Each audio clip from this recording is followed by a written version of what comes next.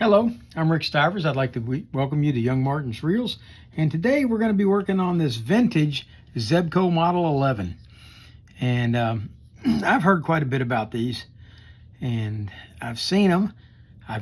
This is the first one I ever got my hands on, and it was loaned to me, or it is on loan to me from Tommy Modisette. He sent it in to me so that I could tear it down and rebuild it and show you guys how that's done. And this will be my first trip into it, so you'll have to bear with me a little. Well, actually, not completely first trip into it. I have been into it before, but I didn't tear it all the way down. This is a rather unique reel, and I didn't understand what we were actually getting into here. So here's the way this reel works. Well, first off, let me get some line out of it if I can.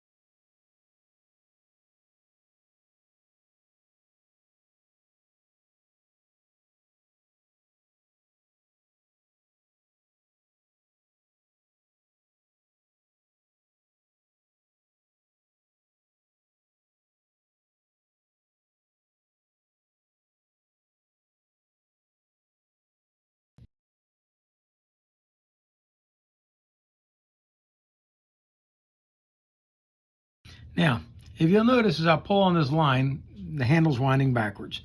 Well, that is perfectly normal for this reel because it does not have a anti-reverse. So you'll have to get used to that. The next thing is, notice as I pull the line out of this, what happens on the back here as the handle spins. Okay, you've got a button back here that spins. Well, as that's spinning, the line's coming out, and the reason that's happening is that it's the rotor itself is actually back spinning when you try to cast with this. Now, in order to do a regular cast with this, what you do is you push this button in. When you push this in, watch what happens to your handle. Notice that the handle pops out. Well, now that handle is no longer connected to the drivetrain. That disconnects it. All right, the only way to get it to connect back in is to push in on the handle.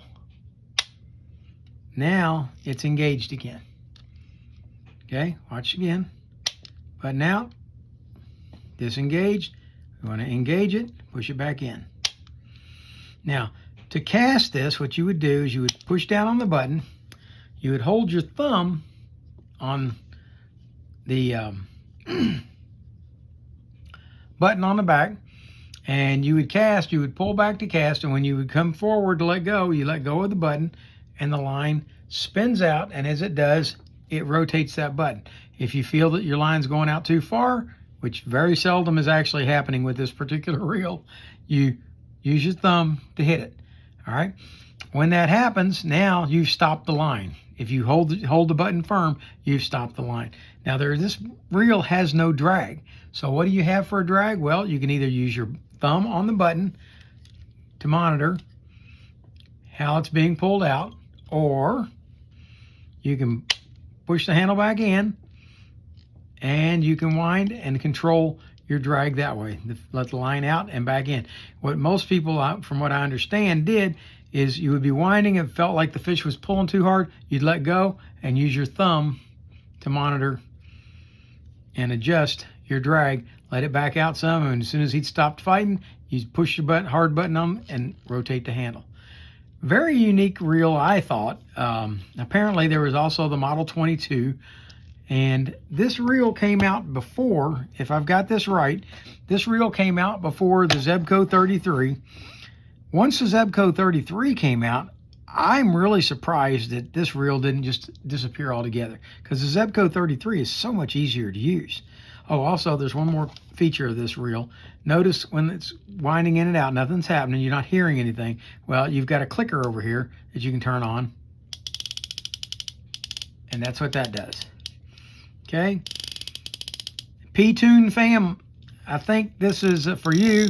I think that's the only thing that's wrong with yours, except for not being able to loosen the spool.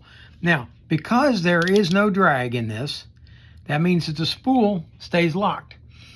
I took this reel out and tried to fish it last week, and what I found was when I would spin the line or try to wind it in, it was as though I did have a drag, because here's what was happening. All right, and we're going to take this off for just a second. What was happening is, as the line was trying to be wound in, the spool was spinning.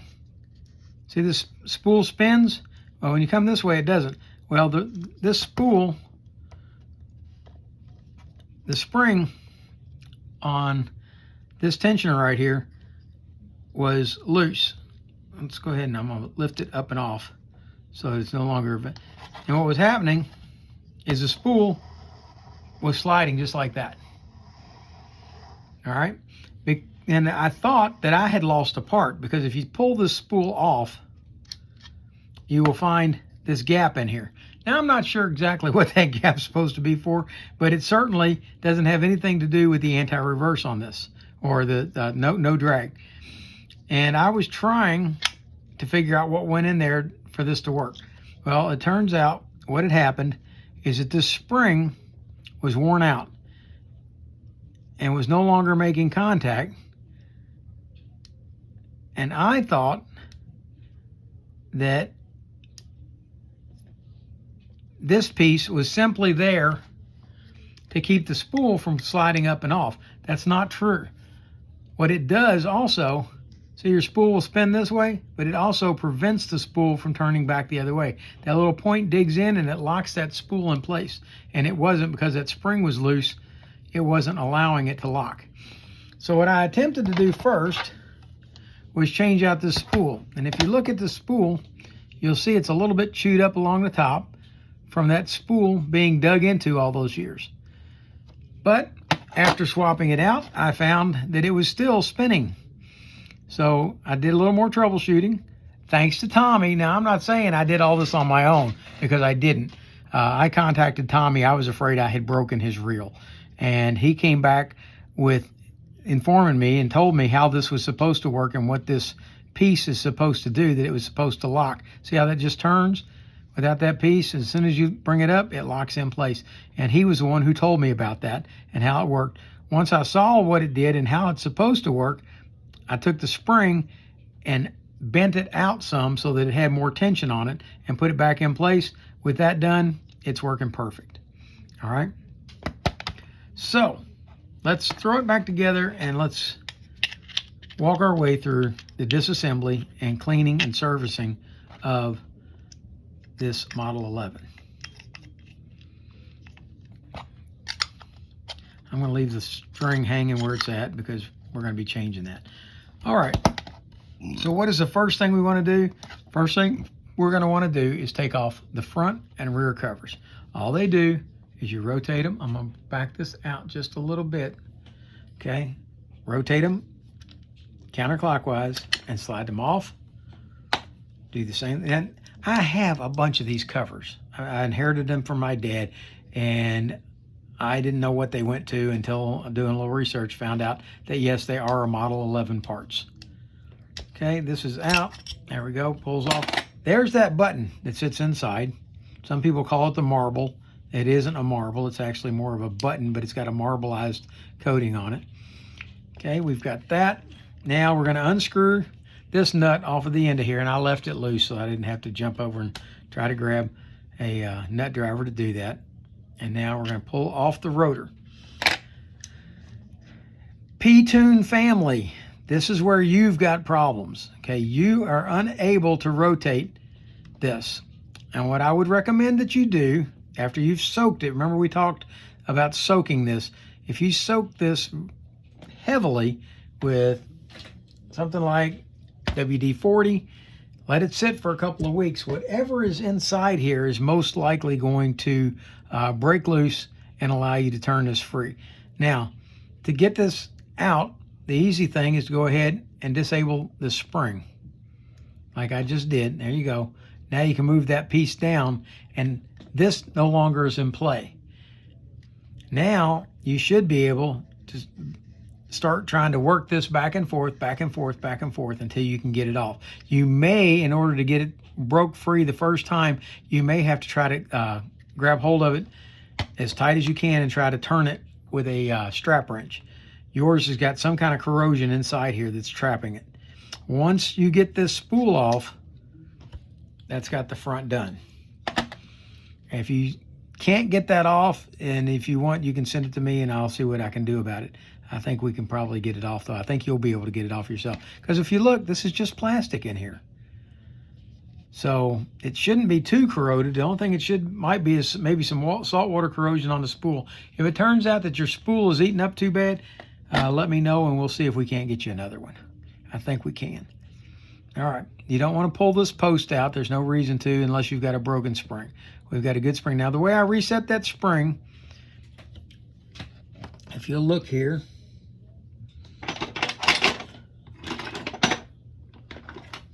was that I held it in place like this on one side, and I simply grabbed hold of it on the other side and stretched it back a little bit, and that reset it. So now the spring was ready to be brought over and hooked back on, and it gave it the tension it needed. I've been told by Tommy that if this isn't binding, even once you tighten the spring up, that you can take this post out and sharpen this with a file until you've got a nice sharp point. Once you've got a nice sharp point right there, then that should grab hold of this lip on the spool and take it out. I'm going to put that spool, this spool here, back in this instead of this one over here. This is the new spool that I put in it. This is the one that was original to it, so I'm going to put the original back in it. I think it's important to try to keep original parts if you can. Now let's take the handle off. With that off, we should be getting close to being able to do something with this. All right, let's see. I've come back and I'm reshooting this again because I didn't have this in the frame. So I'm going to come back and reshoot this part again.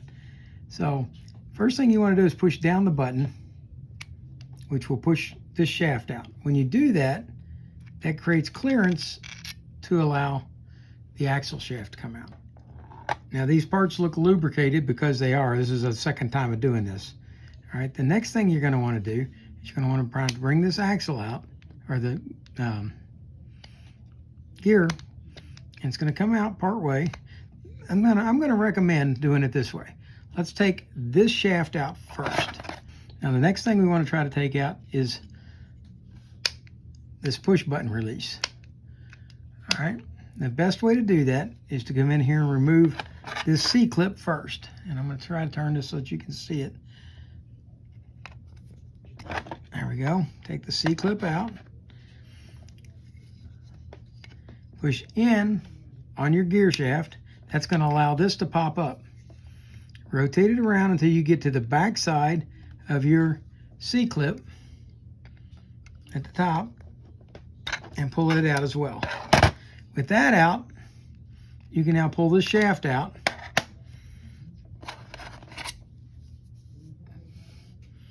and remove this spring.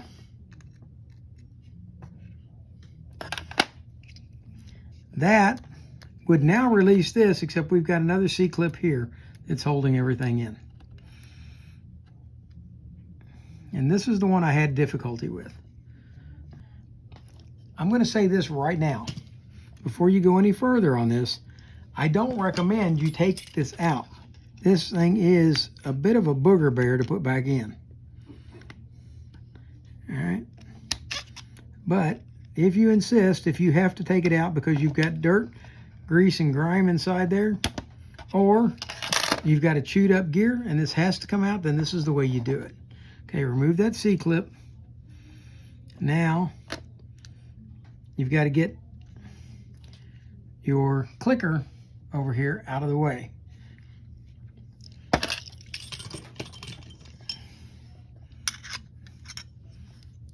Click it into the downward position over here, which will move it most of the way out, but that's not going to take it all the way. You still got to try to free it so that the gear can come around it. When it goes back in, it slides right in. That's not a problem. All right, this comes out. Now, what I did, I'm not going to take this out again because it's a pain in the butt to put back. This spring and this washer right here, what I did is I slid the spring in first, got it bridged across, and I took a screwdriver and I pulled down on the front side of it just enough to slide that washer back in.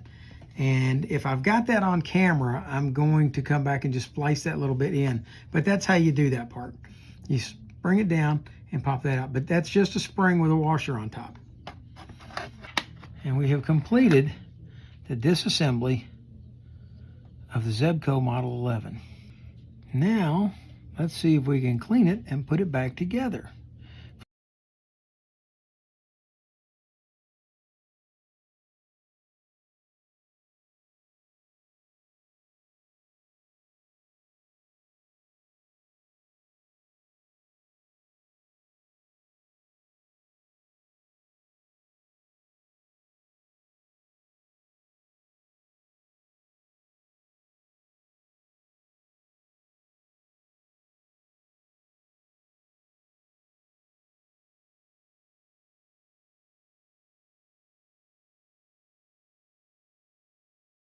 This part is for the P-Tune family with their grandfather's Zebco Model 11.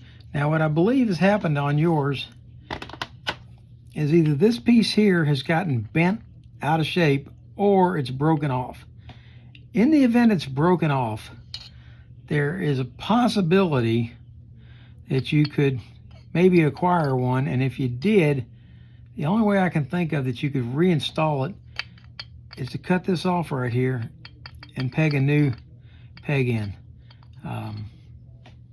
If you don't put it in there, no big deal. You've still got a perfectly functioning reel. It just won't have a clicker. So that's up to you. I don't know where you would find that part. I don't have one of those. A lot of parts I do have, but that one I don't. So, but we can still get the rest of the reel up and running. All right, here's what we're going to try to do. I'm going to attempt to put in the main gear before I put in the release shaft. And I don't know if that's going to work or not. I'm going to try it and see what happens. We're going to oil this shaft and oil the bushings. I may have to put the release shaft in first, but we're going to find out in a minute. Okay, with that in place like that, that will spin. And before I go putting the spring and all that in, I want to see if we can put this shaft back in with that like that. And let's see here. Yes, we can. So we're going to leave that out for a few minutes. We're going to come back, pull this out, and we're going to put the spring back in, along with the washer. We are going to attempt to put this spring back in with the washer. And I'm going to suggest, I'm not real sure what's the best way to do that. Let's try putting the spring in first and then try to slip the washer in. Okay, so put the spring in, slide it down a little bit. Okay. Can you see what's going on here? We're trying to work this, or I am trying to work this spring down in there.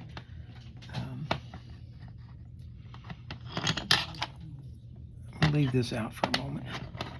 And I'm just going to put this screwdriver on top of this spring and try to, there we go, try to work it over. Now, with that in place, it's almost in place. It's not quite in place, but it's almost in place. With that there, I'm going to see if I can't put this washer back where it belongs, which is right at the top of the spring. Okay, I'm thinking a screwdriver is going to be the best way to do that. What we want to do is slightly compress the spring for a second while we slip in the washer. Like so. Once we've done that, we'll put the gear back in, slide it in, wiggle it into the spring. Okay, now we're holding the spring in place, so the spring can't pop out anymore because the gear's into it. And we're going to slide the washer over a little bit. And if you have to go up inside here, that's fine. I use a little pick to realign the hole so that there, the gear can work its way through like so. And that looks great up to that point. But we are still going to have to slide this down. Can you see? We're still going to have to slide this down.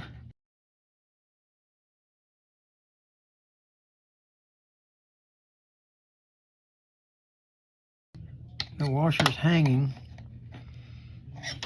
on the shaft in the slot that the C-clip goes in. Okay, the way this is going to work, I'm going to slide the spring down, as you can see, slide my hemostats in,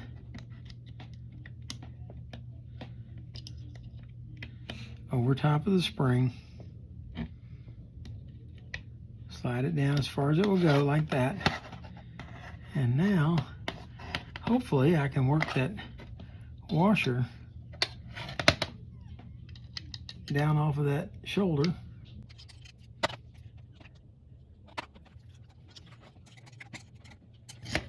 Okay, so what this means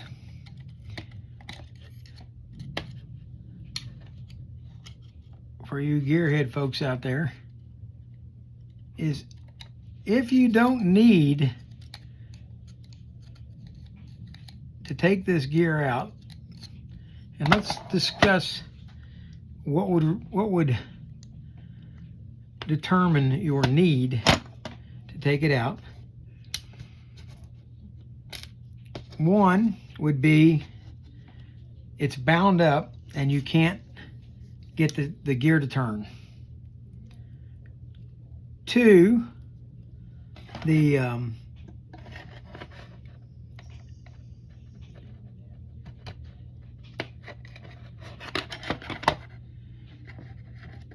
gear's chewed up and needs to be replaced. I think that's about the only two reasons I can think of why you would want to tackle taking this in and out. Or three, as in my case, you want to show somebody else how to do it.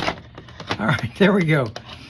Got the C-clip in, we got the spring, we've got the washer, we've got the C-clip.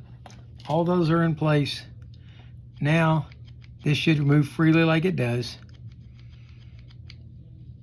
And I'm not happy with how smooth that moves, so I'm going to come back and add some grease to the shaft.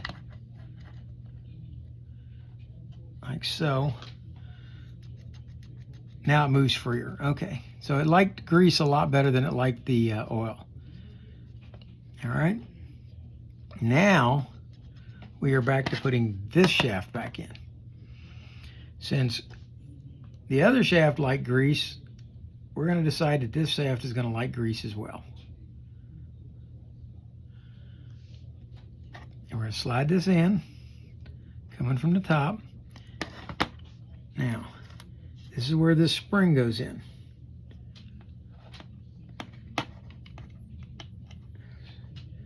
Kind of slide the spring in over the shaft like that. And you see? Okay, the spring goes over the shaft, then it slides into that hole, and it's going to stay right there. It's just going to sit unless you pull out on this. There you go. Now, we're going to have a functional operating part there. Okay, now let's see what I'm trying to see if I can figure out what I'm doing wrong. Okay, let's bring this shaft back up. There. Okay, what I was doing is I was allowing the shaft to go down to where it was going to be installed, and that's not right. What we want to do is take all the tension off of the spring so that we're not having to fight it. So go ahead and lift the shaft all the way up until you're almost right at the edge. The tension's off of the spring at this point. Grab hold of your C-clip.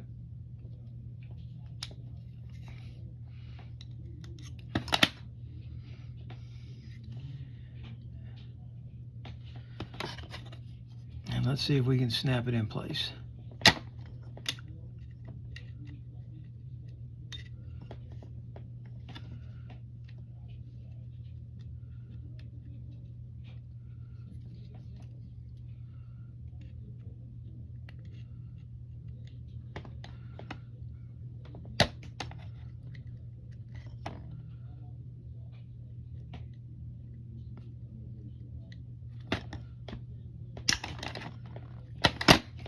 All right, that's got that C-clip installed. Now, this assembly works properly, but this will still come up too high until we get this bottom C-clip back in.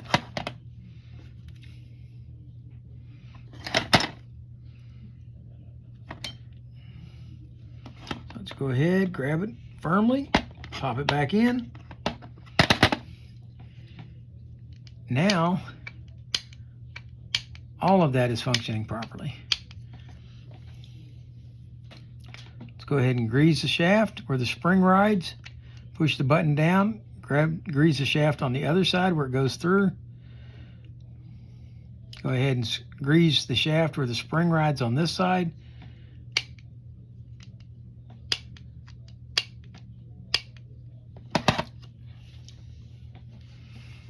At that point, we are ready to reinstall the pinion gear. Go ahead and grease it. Put some on the shaft. The back side of this shaft you don't have to worry about, only the front side. Now once you put this pin in, it's going to be very difficult to get to this gear. So let's go ahead and grease the gear while we're here. With that done, you should be able to reinsert your axle shaft. You might have to rotate it a little bit to get it to go in properly. Let's see here. Let's do that. That'll push the gear out. And then when we push the gear back in, there you go. It's going to ride in there. We activate the clicker. That proves that we didn't damage it when we pulled the gear out. With that done, we're ready to put the back cover back on. Now let's come back to the front. We're going to put this spring back on. Most of you didn't need to take this spring loose at all, but I did it for the P2 fam. And there we go. And if you don't know who they are, it's a family that likes to pontoon boat. So they have their grandfather's Model 11, and they were unable to take it apart and get it to work. So created this video to help them do so. Now this reel is obviously going to need new line. I'll let Tommy decide what line he wants to put on it. I mean, there's a knot tight in this and everything else. Now I'm still going to end up having to put the line because I'd like to take this reel out and try fishing it one time.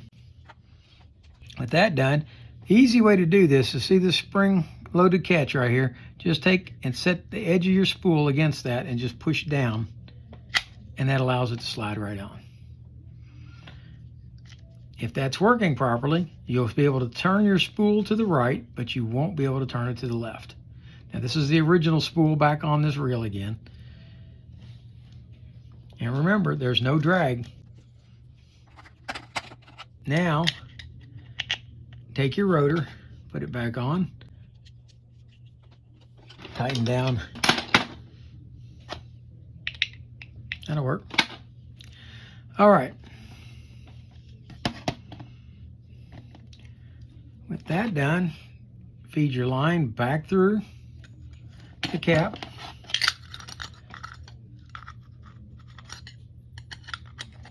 Tommy, I think I've got you a better unscratched spinner head or cover to send you for this reel. And I'll look and see. If I do, I'll include it in the box. Put the handle back on. I'm not going to tighten this handle down because we're going to be taking it back off to put it in the box for Tommy. All right, there we go. It's back in. Everything's back together. We push the button. The handle comes out, releasing. Now, oh, I put the back cover on upside down. Did any of you catch me do that? Let's turn it around the other way. Put it back on. All right, that's better. You should be able to adjust the drag by putting your thumb against it. Push the button in, button pops up. Winds beautifully. Nice smooth gear train in this thing. And I'm going to pull the line off of it, and I'm going to take it fishing and show you guys the end result. I don't plan to catch any fish with it. I'm not planning to catch any fish with it. I just want to take it and cast it a few times. Although it would be kind of fun to catch fish with it, but there we go. Loosen those up a little bit, not a lot. I'm going to spray some WD-40 in there because it appears that there's a little bit of gunk down inside there that's binding it up. There we go. That's better. All right, once I put the WD-40 in, it loosens it up, but it makes a horrible lubricant as far as I'm concerned. So what I do is then I come back and add my oil in. The WD-40 acts as a cleaner and cleans all the gunk out. And the oil then takes the place of that gunk and the WD-40 as it evaporates. And there you go. So, Tommy, it's going to be on its way back to you. Thank you, brother. I appreciate the loan of the Zebco Model 11. So, Tommy, there you have it. The Zebco Model 11 teardown service. This one's got some mileage on it. It's got a little road rash where the rod has rubbed it, where it's been mounted and dismounted a few times. But looks like it's actually seen quite a bit of use. And it's going to be on its way back to you, Tommy. I've got you some new gears and stuff to send along too. And I hope that everyone out there finds this useful. If you like what you saw today, please hit the like button. If you didn't like it, that's great. Hit the dislike button and inform me of what I did wrong, why you didn't like it. I'm okay with that. I don't mind being told I'm wrong. Well, maybe I do, but I usually react to it fairly well, I think. If you would like to see more videos like this and you aren't a current subscriber, hit the subscribe button and you will get notifications that more videos like this are coming. And for now, that's Rick Stivers with Young Martin's Reels signing out.